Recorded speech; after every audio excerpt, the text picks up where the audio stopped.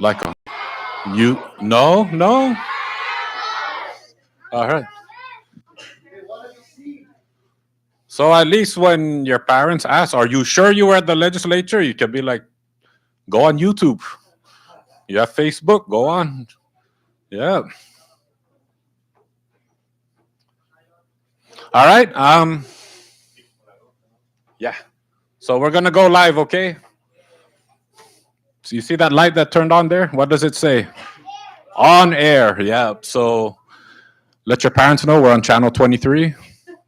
And then also on YouTube, tell them to type CNMI legislature. Yeah, House of Representatives. Yeah.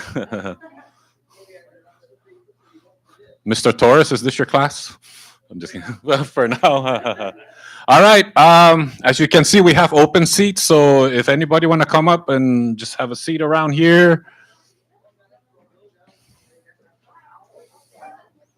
Yep. So we have them. We also have 3 seats at the top. Oh, slow, slow, slow.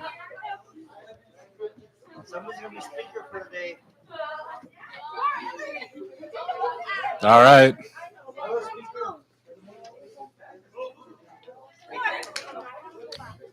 All right. If anything, yeah, there's more seats here.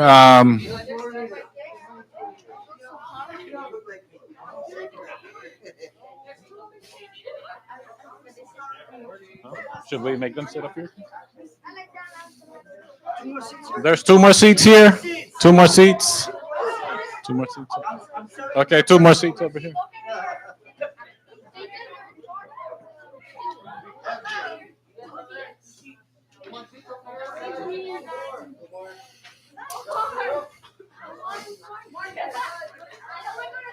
For the record, I'm more excited than you guys.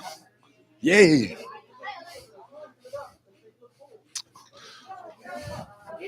All right, just some housekeeping rules. I mean, I don't know if all of you guys are carrying cell phones, but can you please put them on silent or vibrate mode? Thank you. And see, look at my colleagues. Good, good, right? And also just as we move forward, we're going to be, I know you guys are going to have questions and we're going to have some discussions before you go on tour. To turn on the mic, all you have to do is just press the talk button once. And if the light's on, that means the mic's on. Okay? And then when you're done talking, just press the talk button once and the light goes off and that's it. Okay. Understand? Okay. Got it? Yeah, go ahead. Try. Turn it on. Hello. Hi. Okay, turn it off. Good job. This is cool. All right, who said that? Oh. It's cool. All right. Good morning. Good morning. Good morning. Good morning. Good morning. Good morning. Good morning. All right, so please forgive us. Sometimes we're still used to your school being called San Antonio, but it is the Francisco M. Sablan Middle School, right?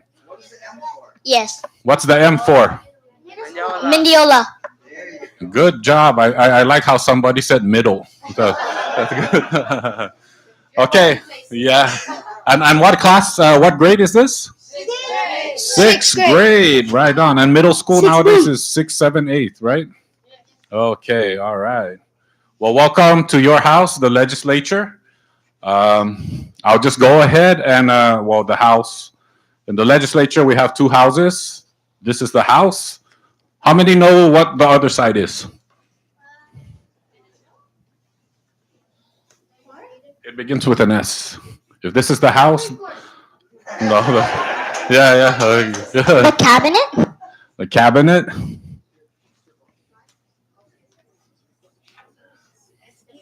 Correct. The Senate. Yes. Right. Good job. Okay. So before we move forward, I'd like to make some introductions. And since we mentioned the Senate earlier, I'd like to first start by recognizing our senator from the island of Rhoda. Anybody know where Rhoda is? Yes. Okay. Senator Donald Manglonia. Hello. And right here we have Representative BJ Attal, Blas Jonathan Attal. And to his left is Representative Joel Camacho, the Vice Speaker. And to his left is our floor leader. Do you guys know this guy? All right, there you go. Yeah. So Representative Ed Probst is one of your representatives from Precinct 1, which is where your school is located. To his left is Representative Marissa Flores. And behind her is another representative from your precinct, Representative Diego Vincent Fejeran Camacho. So once again, welcome, and it's a pleasure to have all of you here. Usually I prefer if you have questions to go ahead and raise your hands. But I'll go ahead and give you a breakdown of what we do here, what's the setup here in the legislature. Is that good? Again, anytime Yes. you have questions, please raise your hands. And if your mic is on, please turn it off for now until you have something to say, okay? And colleagues, if you want to jump in, please feel free to jump in. So right now, we're in the 23rd legislature. It's our 23rd term. The first legislature was sworn in, can anybody guess? 19,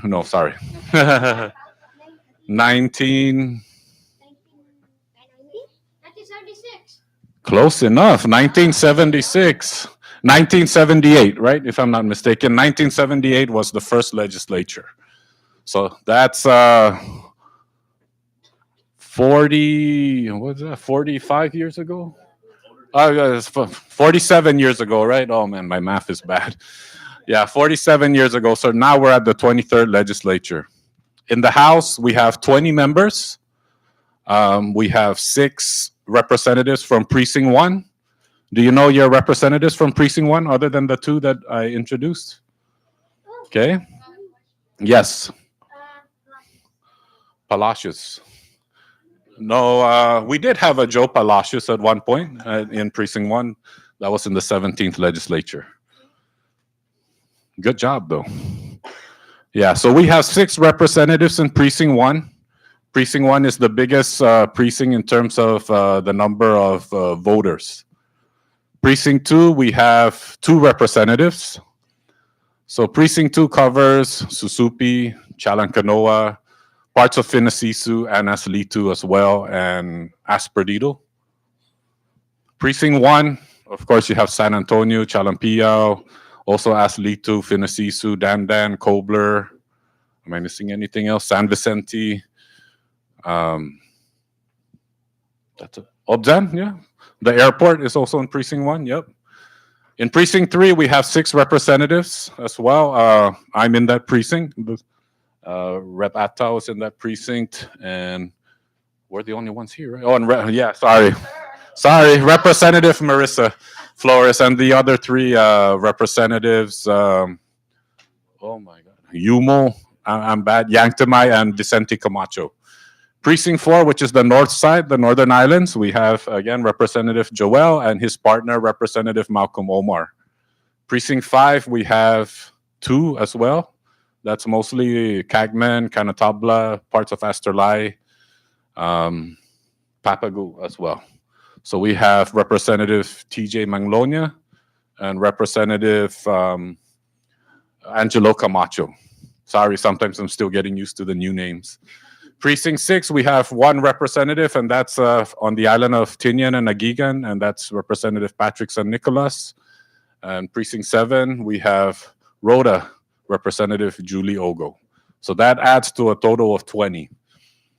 On the Senate side, there are 9 members, 3 from each senatorial district. So Saipan and the Northern Islands get 3 senators. Tinian and Agigan gets 3 senators, and Rhoda gets 3 senators. Any questions so far? No questions? Colleagues, you want to jump in? Okay, thank you. All right, where do I go? Okay. So other than the numbers, the main difference between the House and the Senate is the power and authority that we have. In the House, we can pretty much almost introduce any kind of bill as long as it's constitutional or legal. The Senate, they are limited in terms of the kind of laws they can introduce. Anything that deals with appropriations and revenue generating or money making, um, or even moving money around, the Senate cannot introduce a bill uh, that has to deal with that. But the power they have up there is what we call appointment and confirmation. So, like when a governor comes in and he wants to appoint a new secretary or a new director for CUC, not CUC, but like Department of Public Works or Public Safety or DFEMS, the fire department, he nominates them. They go through the process and they have to be confirmed by the Senate.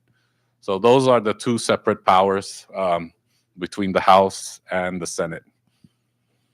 Any questions so far? No questions. Wow. Yeah. So how long do we have you guys for? An hour and a half, right? Okay. So what have you learned so far in, are these all social studies? Yes. So are you guys studying anything in social studies related to the local government? Yeah. New Caledonia. Okay, I don't know what our relation. Yes, and you said the cabinet? Oh, the covenant. Yes, that's a very important document. The covenant is a very important document. It's pretty much what sets up how the Commonwealth was set up. With the covenant, we had our constitution, and from there, we were able to establish our government. Our covenant established our relationship with the United States. So we're not really a state, but we are a commonwealth with the United States of the Northern Mariana Islands. Yes. Anything else? That's all? Just the covenant? Okay. What do you guys know about the covenant?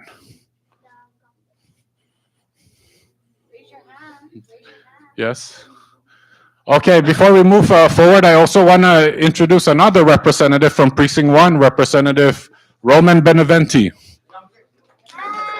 Yeah. He is the youngest member in the legislature. Yeah. So yeah, anything else? The covenant?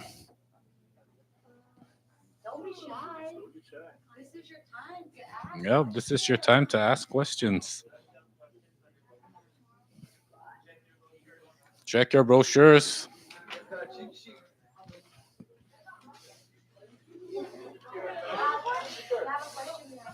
Yes, sir. Go ahead, press the mic once. There you go. What is the biggest challenge of the CNMI is faced today? What is the biggest challenge facing the CNMI today? Go ahead and turn off your mic there. Thank you, sir.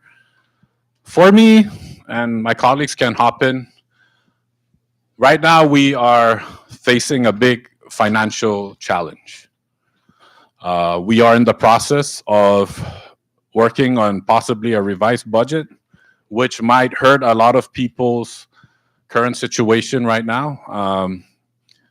We are going to have to try to find a way to balance our finances, and that can bring us back to some difficult times. I'm sure you have parents working in the government, and maybe or maybe not, we're looking at cuts. We have people that were hired through federal funding, which we don't have anymore for whatever reason. And so that's the biggest challenge facing the CNMI right now. We have projects that are pending that may move forward and may not because of our financial situation. So for me, that's the biggest challenge we're facing. Colleagues? I agree. Yeah. Yes, sir, if you have. Anybody else, please raise your hands. Okay, one more and then we'll move to Go ahead. What are your plans to address or fix these challenges? Okay, very good question. So, one of the goals for the Palacios and Apatang administration when they first got sworn in was to take care and tackle the financial challenges that we're facing. And same here in the House and in the Senate. Right away, on our end, we created a fiscal team, which consists of Representative Attal, Representative J.P. Sablan, who's not here, and Representative Ralph Yumo, who's not here as well. But they and Representative Marissa Flores as an alternate, but they meet weekly with the Senate's fiscal team and the governor's team as well, which consists of the acting secretary of finance and the director of the Office of Management and Budget, along with other experts in the field of accounting and financing and things like that, to really try to find and trace where all the money went and how we can use the money wisely without hurting our people more than they should be hurt. So we are meeting weekly. Even last week, I've met with the governor. So they're working diligently, not only within the team but also the banks and other vendors to try to mediate the situation. Thank you, sir. How much do you make in a year? All right. Woo. I don't know why these guys are clapping. Maybe they're happy about it, but okay. So I know at your age, if we tell you how much we make, you guys are going to be like, "Wow, I want to do that someday." No, we make 32,000 a year. See, whoa, yeah, 32,000 a year. No, it's okay. Yes, sir. Um, what are some things you plan to do to boost our tourism industry? Woo! I love your choice of words because we like to boost a lot of things too. well, well, we're really trying our best. Again, like this young gentleman here asked the question, what's the biggest problem facing the CNMI right now? And we mentioned the financial issues we're facing, mainly because when it comes to tourism too, you're competing with different markets. So if you're going to sell something at the store, the more you're willing to pay the more you're willing to put into your product, the higher your product goes up on the shelf. If you're not willing to invest that much, your product is going to be on the bottom. So when we had all this federal help, there was a big chunk of money that was going in to promote our number one industry, which is tourism. Unfortunately, they didn't get all the money that was promised. We also incentivize, or what we call subsidize, like pretty much paid the airlines to have seats available for our visitors to fly over. Unfortunately, due to the pandemic, some countries are still a little strict about flying in and out, because of the whole COVID situation. So we were still getting empty seats back.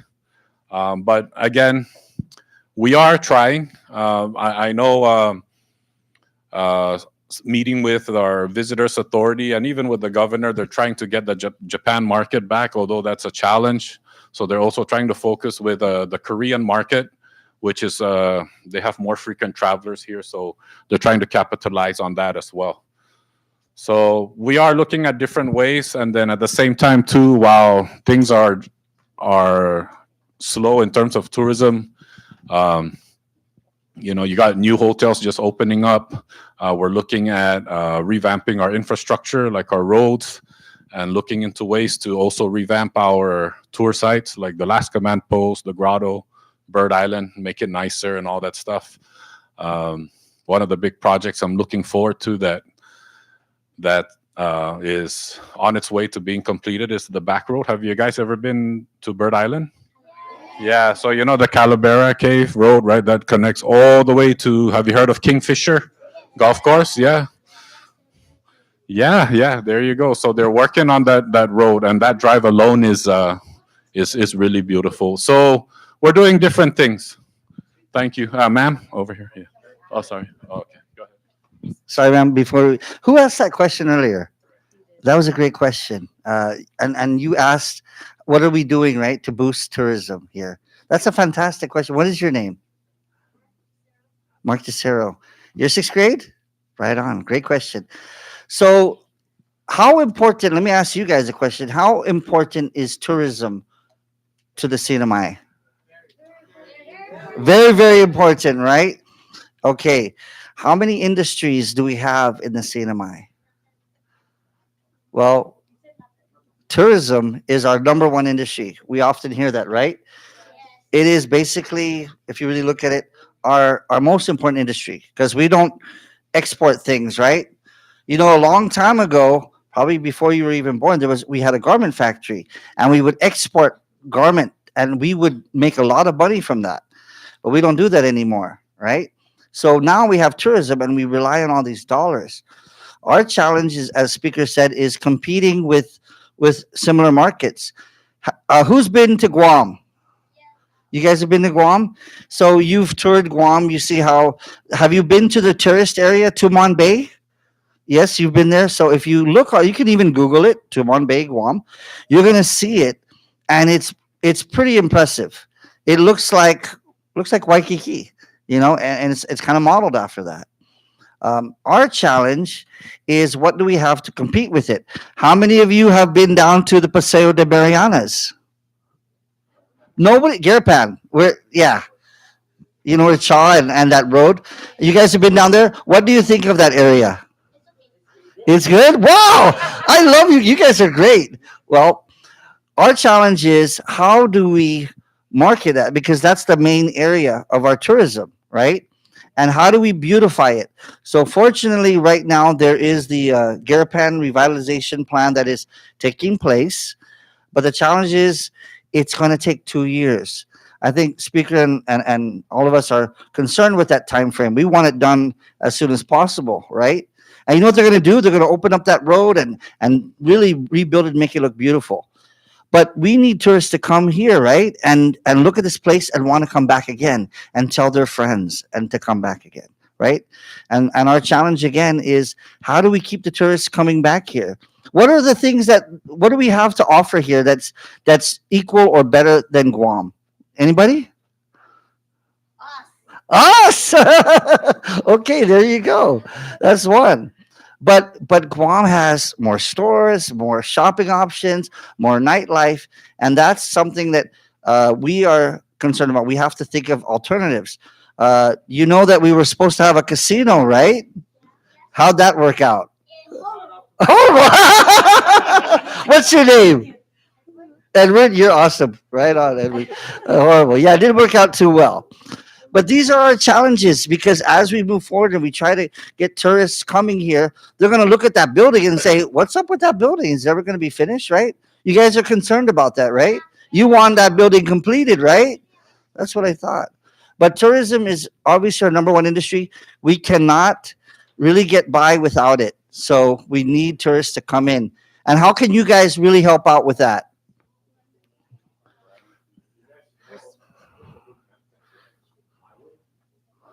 Right. Keep the environment clean. Don't litter. Help us bring in those tourists. So I just wanted to say that. But thank you guys so much. Great question. Right on. Oh, sorry. How old were you when you found interest in being a leader in the government? Oh, since I have the mic and it's Women's Month, so all the girls here, you're all going to be women one day. I was your age. Oh, Men's Month. I'll pass that on to the speaker. I was your age when I was interested in not politics, but when I found a really deep love for my island.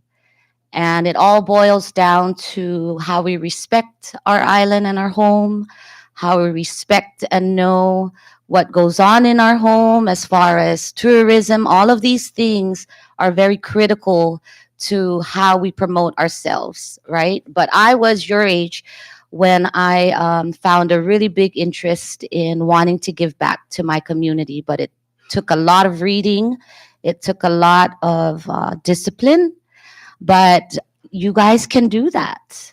And I just want to go back to what Congressman Probst was saying about tourism. It's everybody's business, right? We all have to care about our environment, but most especially when tourists come here, they want to see what we do, right? So they watch us, how we talk to our parents, how we treat our manamko, right? How we take care of our environment. So respect is one of the biggest things that we have to offer.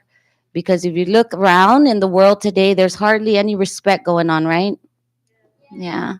So as long as we respect each other, respect our environment, I think you guys as future leaders can start leading today so that you can be leaders for tomorrow, right? Right. Thank you. Good question. Yes, ma'am. What are some laws that protect the indigenous people? What are some laws? Okay. So we go back to what you mentioned that you were learning in social studies, the covenant. And again, because of that covenant, we have the Constitution. So one that protects the indigenous, that's a very hot topic, but it's very important, is Article 12. Have you guys heard of Article 12? What is Article 12? For those of you that nod your head and said, when I asked, do you guys know what Article 12 is? Everybody was like, yes. So now that I asked, what is Article 12? Everybody's like, anybody knows what Article 12 is? Yes, sir. Okay, pretty much it deals with land ownership. Okay.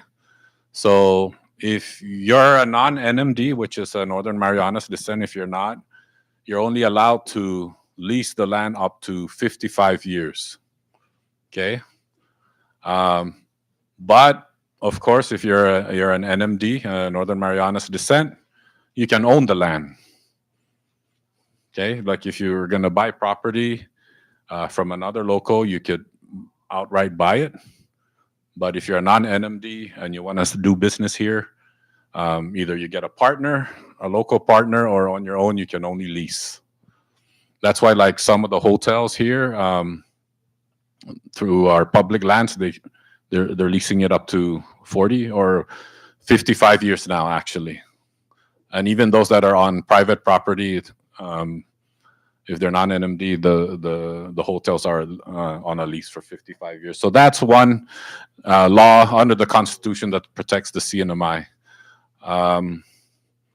We used to have a language in the Constitution, and Rep. Atao, maybe you can correct me on this. When it comes to voting on NMD issues, you have to be of NMD descent, right? Now it's as long as you're a US, you can now vote on it now. So once upon a time, that protected our indigenous rights. Now, through case law, it got taken away. Yes, sir. Go ahead. What is your plan for better healthcare? What is our plan for better? Oh man, that's a no. This is a very tough situation. Anybody want to take this? Okay, go ahead. That's a really good question. It's a really tough question because, like the speaker mentioned, we're 46 years old today, almost 47 by whatever in a couple months we'll be 47 years old. We're facing the same issues that our cinema was facing when it first started. We're situated in such a unique location in the world that we're dependent on healthcare outside because we don't have the the financials, the equipment, and the facility to take care of all medical issues that we have in the cinema. Right now, the biggest thing that's going around in the cinema that's been around since we were born as a cinema is like diabetes, heart disease. We have a cardiologist on island right now. We have the facility to treat uh, dialysis patients, right? So we've gone pretty far from then. Before we became a cinema, a lot of our dialysis patients were being taken care of in the Marshall Islands. So a lot of these people from Rhoda and Tinian, they moved to Saipan because they have to be treated here. In those days, the people from the Sinai had to move to the Marshall Islands to get treated. So they incurred in the millions of dollars back then. But we were a member of the trust territory. So we were also a member of the United Nations back in those days. So we got assistance from all the different countries around the world.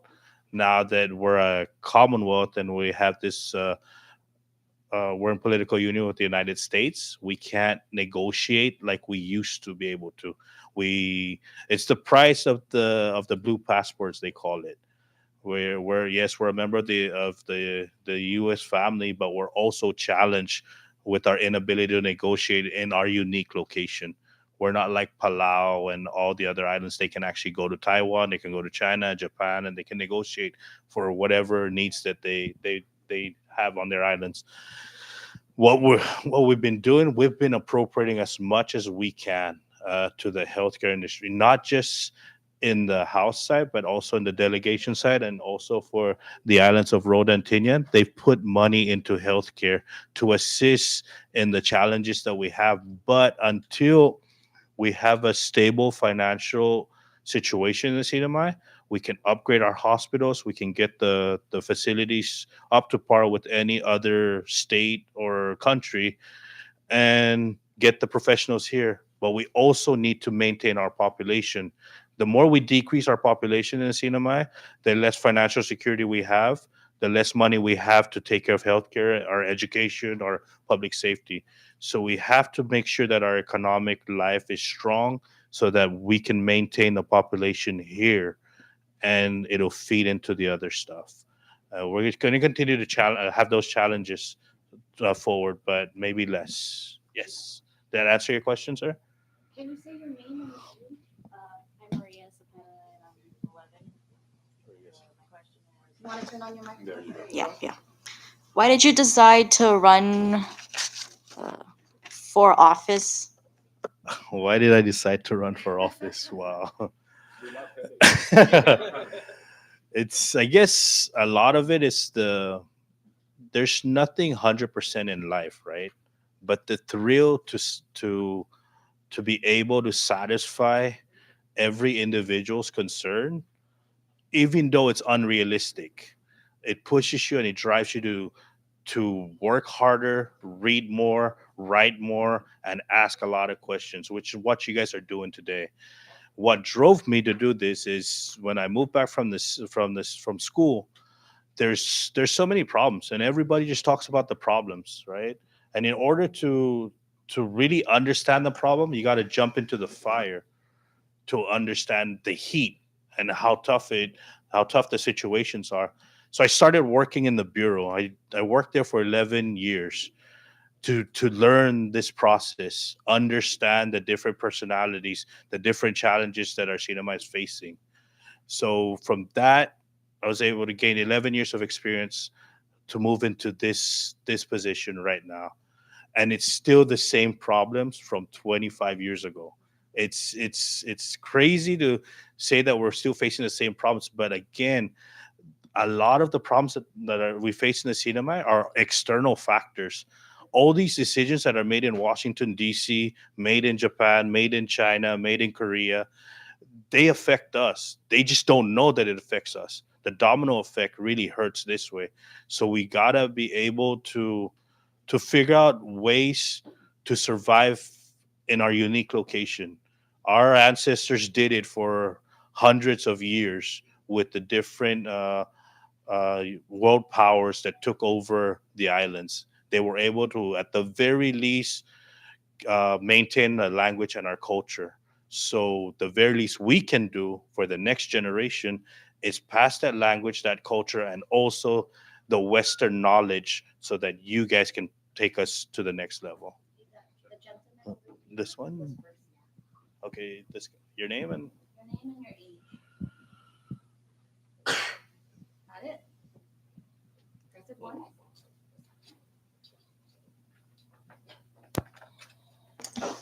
there you go. My name is Marcus and I'm 11 years old. How is medical referral now? Medical. Well, you guys read the news, right? About 3 weeks ago, they're asking. What's your you're a teacher? Substitute teacher. I said substitute teacher. Miss Marilyn. So Miss Marilyn, medical referral. So medical referral right now is strictly under CHCC, right? We've already transferred the authority of medical referral to CHCC. You guys read the news 3 weeks ago. They're asking for about 3.1 million, $3.2 million because they need assistance to get our patients out to see the specialists in the different states and countries. It's medical referral is such a moving target. It's not like education, right? We give education their money and it funnels down. They get to the students, they teach you guys all of that. With medical referral, you can have like 10 people sick in a year, or you can have 100 people sick in a year. So the financial value of medical referral is unsteady. In 2020, obviously the islands were shut down, so nobody flew out. So medical referral cost was very minimal. But prior to that and after post COVID, we're looking at another 15 to $18 million costs because we have to send our people out there. And when we send our people out to see these specialists or get treated, we can't expect the doctors to just finish instantly and they go home because they also have to serve a bigger population out there. We're just a number now when we get out there. You're not you as when you go into CHCC.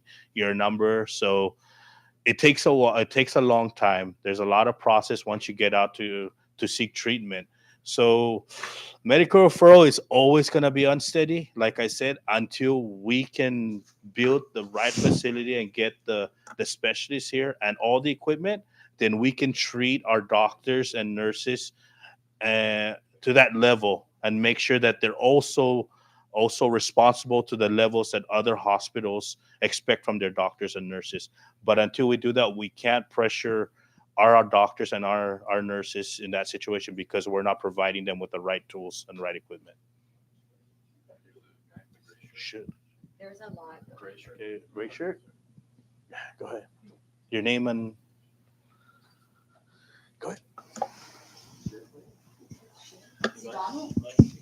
Before we move forward, I'd just like to recognize the presence of our Precinct 5 representative, Representative Angelo Camacho, and also our other senator from the island of Rhoda, Representative Senator Dennis Mendiola. Thank you. Sir, go ahead with your question.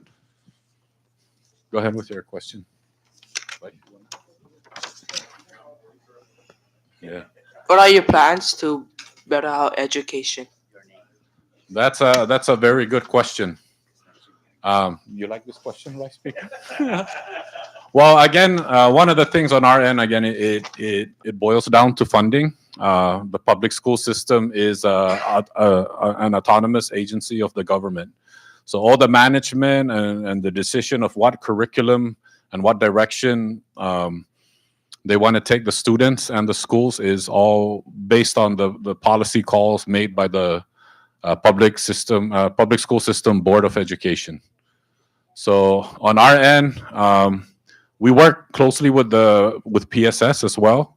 If they need anything to be changed, through law, we work with them on that. If they need more funding in terms of to fund different programs, we do that as well.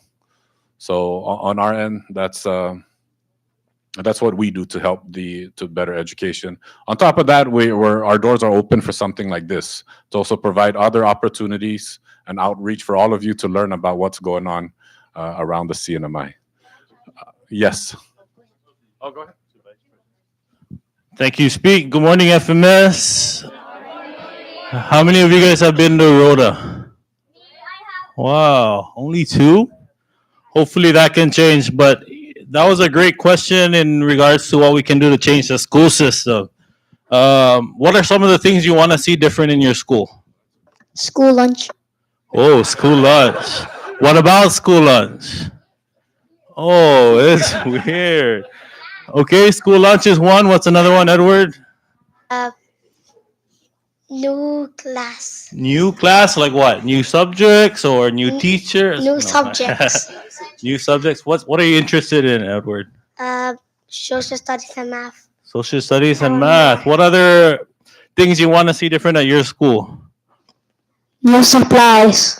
You don't have supplies? Wow. Okay, what's another one? We'll take one more.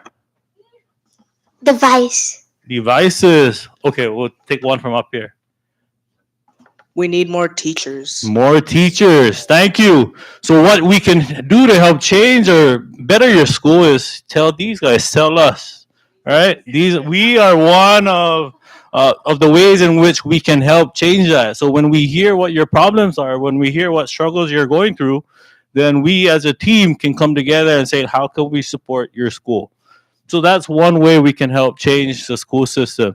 I used to be a teacher. I love math, but I haven't really taught it in the middle school. I taught high school, but that's something that we hope to change. And I hope that all of you, or most of you, if you're into sports or other activities after school, you can maybe fly down to Rhoda and compete there, because I know our students in Rhoda always come here to compete. So maybe it would be nice, right, if you guys fly down to Rhoda one of these days and compete there. So that's just something I wanted to share. Thank you. I was actually going to follow the beat of your drum, but you went ahead and set the tone. Yes, sir. You had a question? I know you've been raising your hand for a while. So many people are losing jobs. How can you help them? Oh, wow. Yeah. Okay. Vice Speaker, you like this question? I know as sad as it is right now, our current situation, but I think one of the ways in which we can help our people, especially those that are going to be losing employment, is going back to what the speaker and the other members had mentioned, which is our economy, because our jobs start at the economy, and we got to improve our tourism, our tourist sites, and promote a better economy so we can provide more services and more job opportunities for our people. Great question. I think, okay. So I think in terms of what we can do, right? All of you guys can help us too, right? You can help your parents do some chores around the house. You also play a crucial part. You're not old enough to vote yet, but you're old enough to make a difference. So you can also help us. If you see somebody being mean to somebody outside, what do? Right? You tell an adult, right? Those are I heard. Those are important factors, because when people start to lose their jobs, right, it becomes harder for the household, especially the adults. So you see some things start to change in our society, in our community. People get stressed out. People don't know how to handle certain things. There's more pressure on your mom and your dad. So, you too play an important part at stabilizing our community. So you all know what to do, right? Okay. If you see something that's wrong, tell an adult, call 911, right? These things are all important, because the less crime we have, the more tourists will come to visit our island, right? The more respectful we are to each other, the more the tourists will come back to, the more people want to do business here, because we take care of everyone in our community, right? So we all have to play a part here, and always come and see BJ. Okay.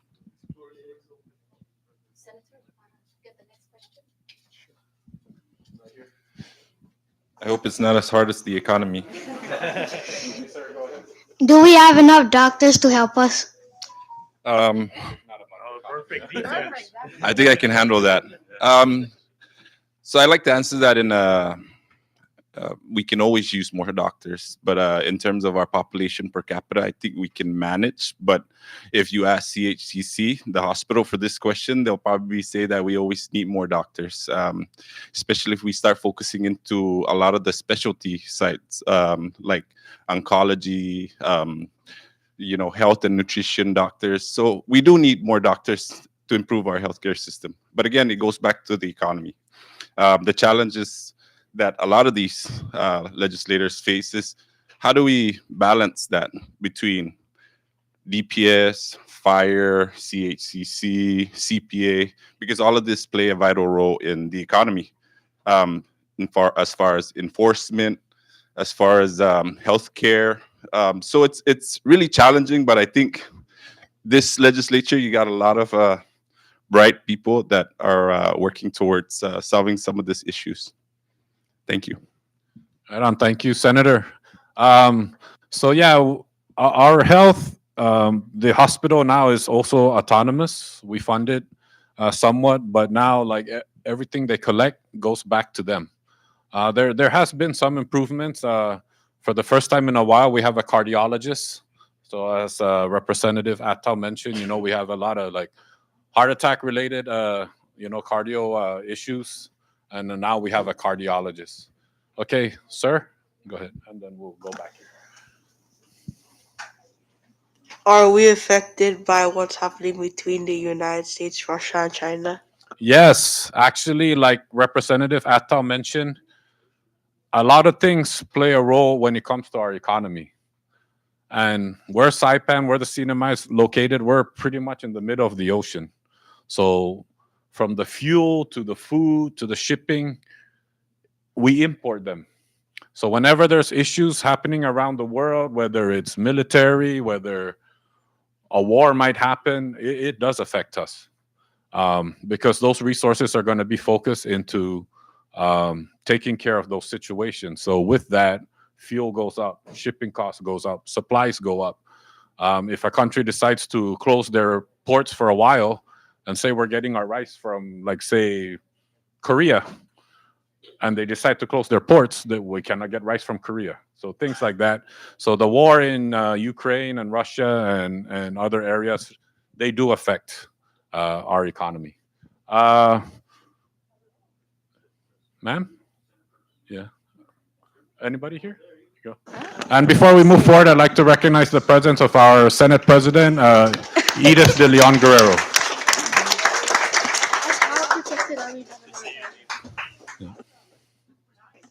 My name is Kiana. How protected are we by the military? How protected are we by the military? I think we are very protected. And they also want to protect us some more, right, colleagues? Yeah, so I think we're very protected by the United States military. We have the merchant ships out there. We have Guam has a Air Force base too, and a naval base, which is not that far from here. But we are a very strategical location for the United States. So they have their eyes on us, and I think we are very well protected. Sir, go ahead. Do you plan to pursue renewable energy now that the cost of electricity is super expensive? Anybody want to take that? Here, you want to answer? Okay, the Senate President. Yep. Do we plan to pursue? Oh, that you know what? That is a very good question. And I tell you what, yes, we do. I think it's time that the CNMI starts to look into renewable energy, right? Because power is very expensive, and we need to make sure that our families are able to afford utilities, right? And that affects you at home. True? Right. So yes, the CNMI government intends to pursue renewable energy so that all of us can have a better life. It's good. Awesome. Thank you. Back here, sir. Yeah, go ahead. Speaker. My name's Kyler. Yeah. Where is it? Store products are getting more expensive. Is there something you can do about it? Thank you. That's a very good question. Again, the Attorney General's office and colleagues, maybe you can chime in on this. They can look into if stores are being ridiculous when it comes to marking up the price for products. But like mentioned earlier, there's only so much we can do. I mean, if shipping costs around the world goes up, then everything wherever they're shipping to is going to go up, and that includes fuel. So, huh? Okay.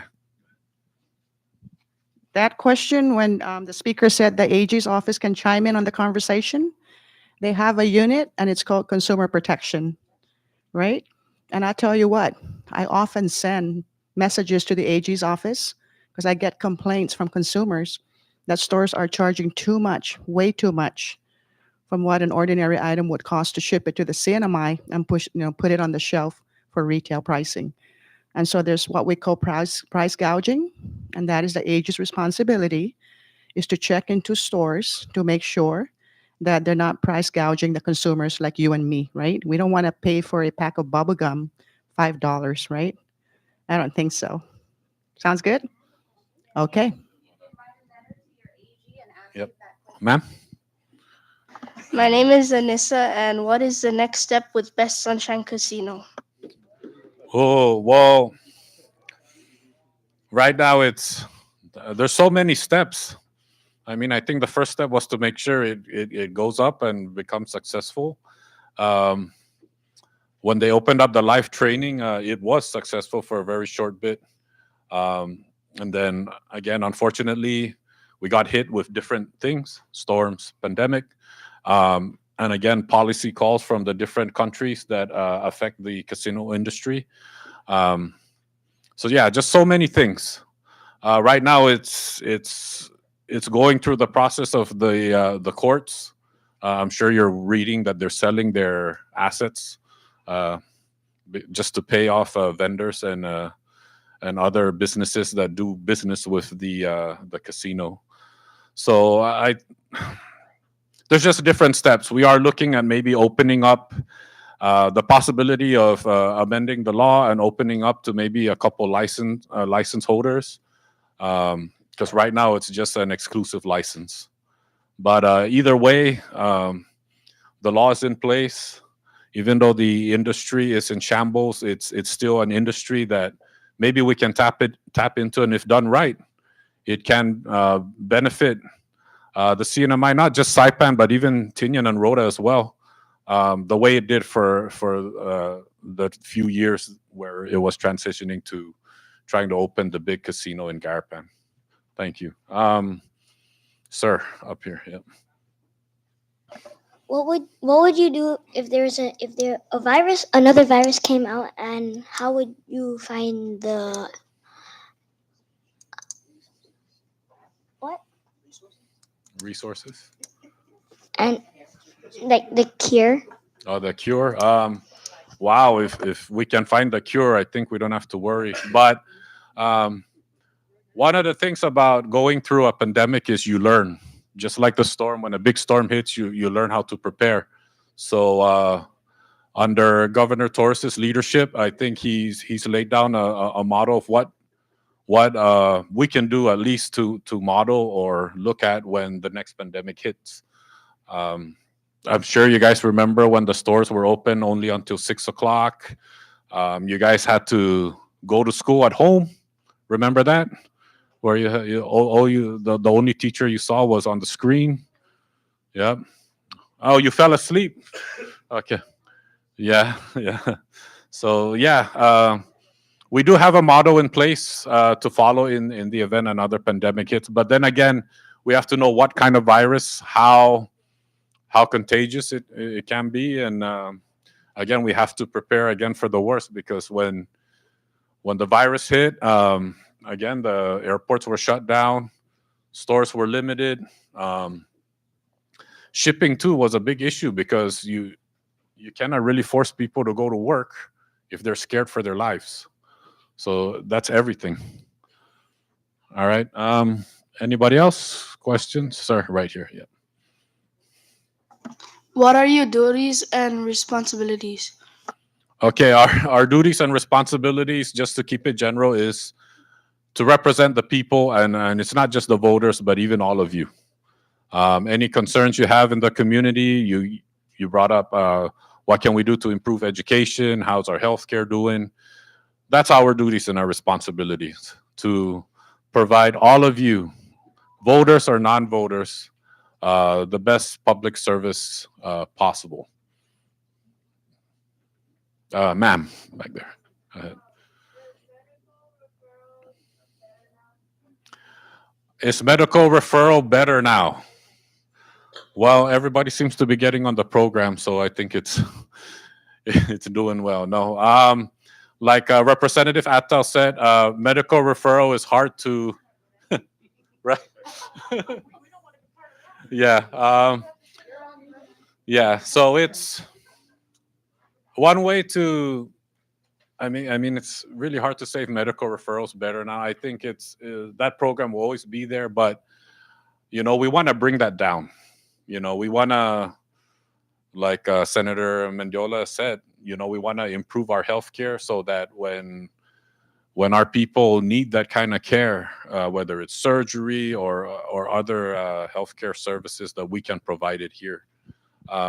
Because the medical referral program is a very difficult program. Like Representative Attal said, it's a moving target, and that's why it gets expensive. One year, like he said, maybe 60 people need to go on referral. Then the following year, 300 people need to go to referral, and that's a different hospitals from the Philippines to California, and in between, and depending on the services. So, is the program better?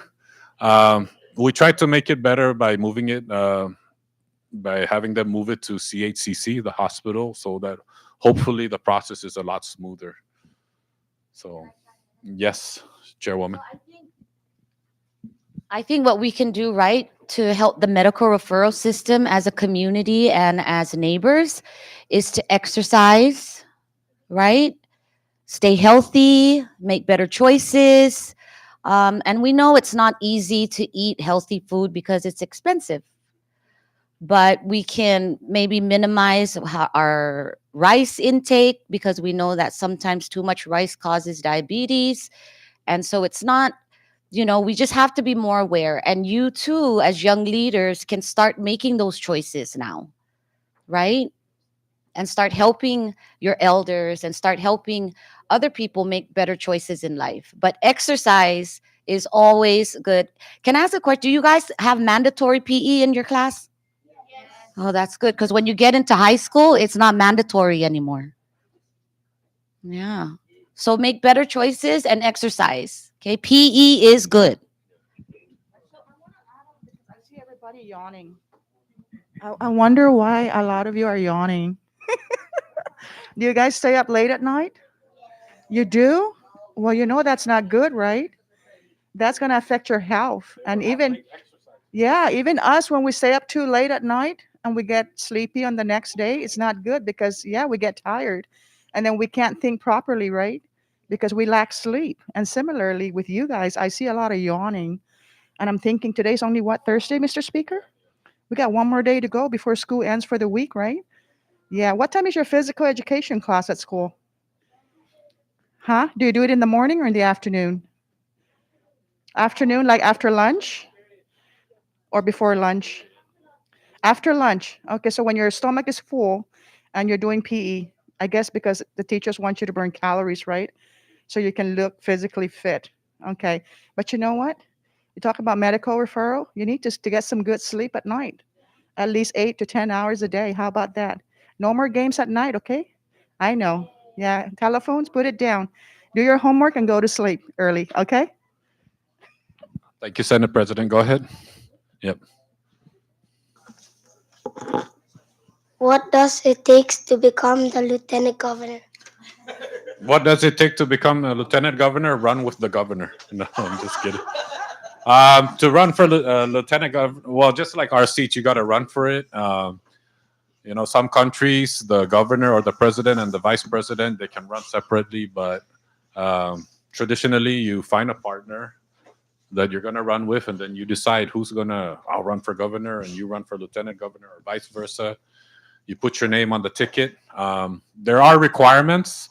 I think you have to be at least 35 years old, a U.S. citizen. You have to have lived here for a couple years straight. A clean criminal background, etc. Yeah, and then you go ahead, put your name there. They certify you. You run, and if the people vote you and your partner in, then that's how you become a lieutenant governor. Sir, go ahead. Now that you're in the office, what do you plan to change about our island? What do we plan to change about our island? That's good. That- Oh. That's a question I like.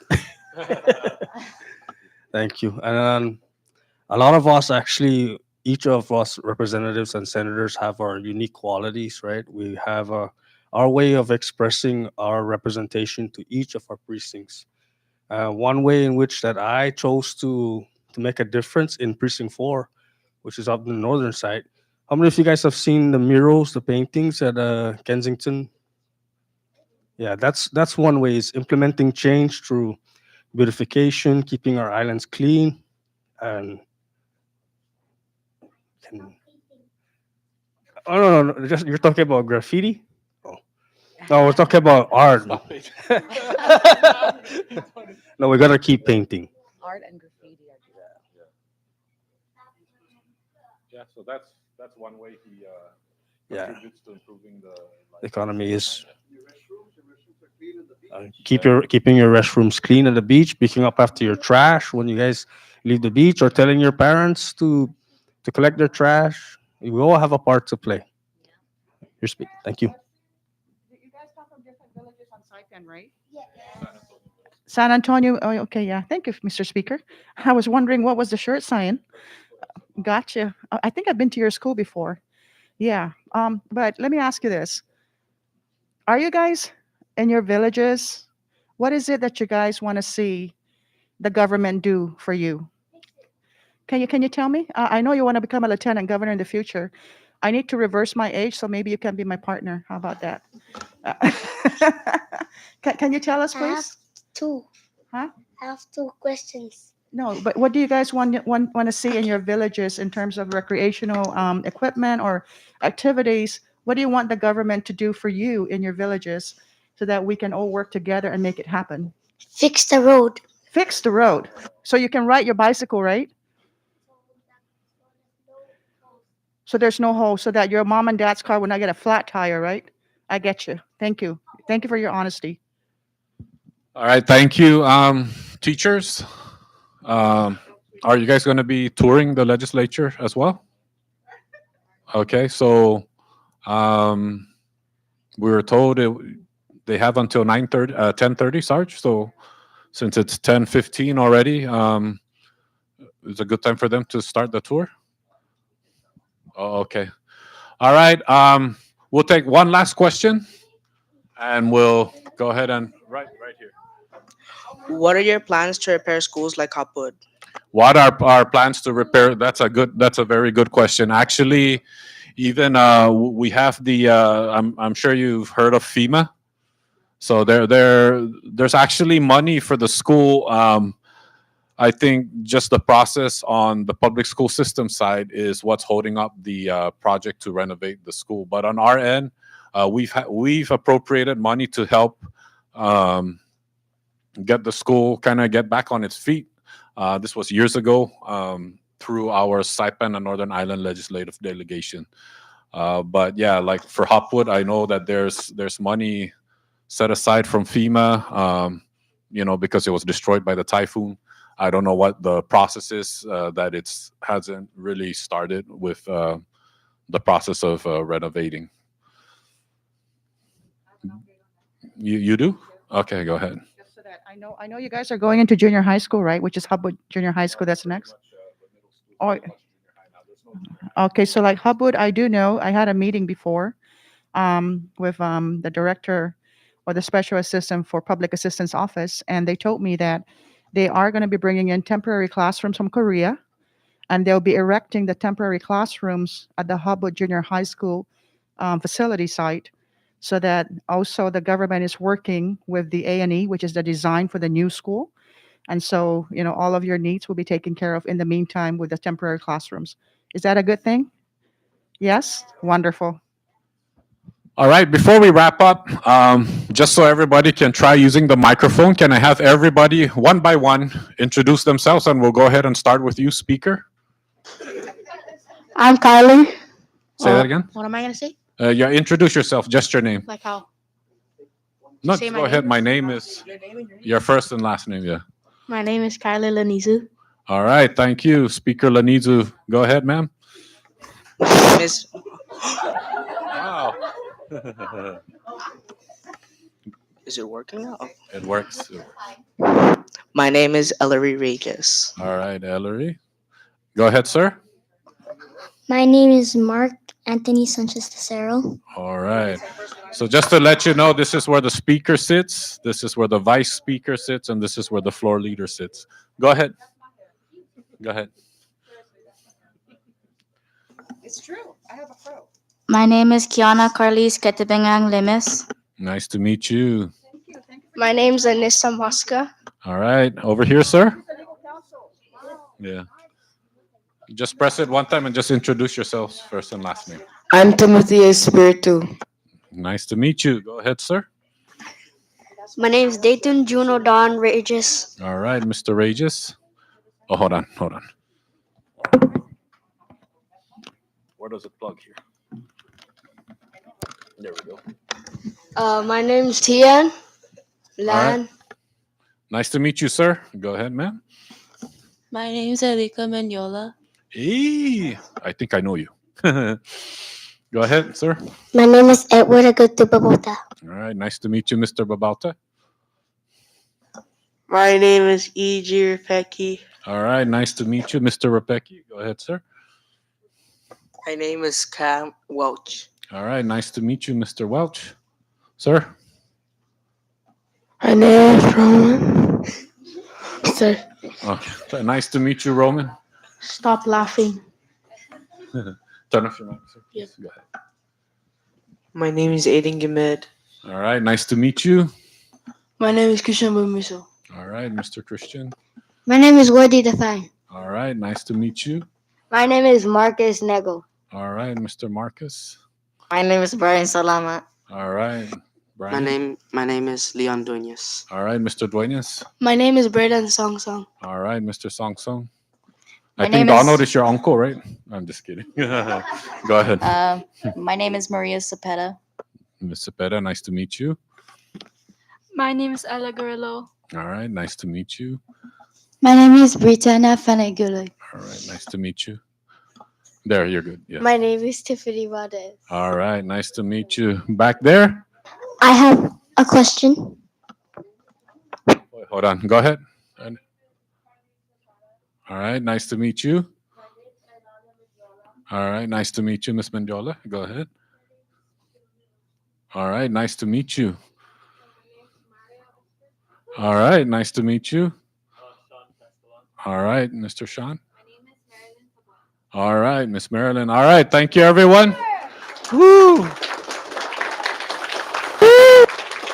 Okay, so this is the part of your visit. We will have our Sergeant at Arms organize the group to do a tour around the legislature. So you'll be stopping by and visiting the different offices. Again, thank you all for your time. Would you guys like to take a group photo? Yes! Yes! Yes! All right, so we can. Yes! maybe we can move them up. Yes! All right, so can we have you guys come down here? Can For they those come of up you- here? No, because the space is going to be too cramped. So Uh-huh. we'll have everybody over here. So if some of you want to come in here, go ahead. Yep. Some of you can still remain in your chairs. Yeah. Yep. Alright. Saipan to defense system. Well, the U.S. military defense system.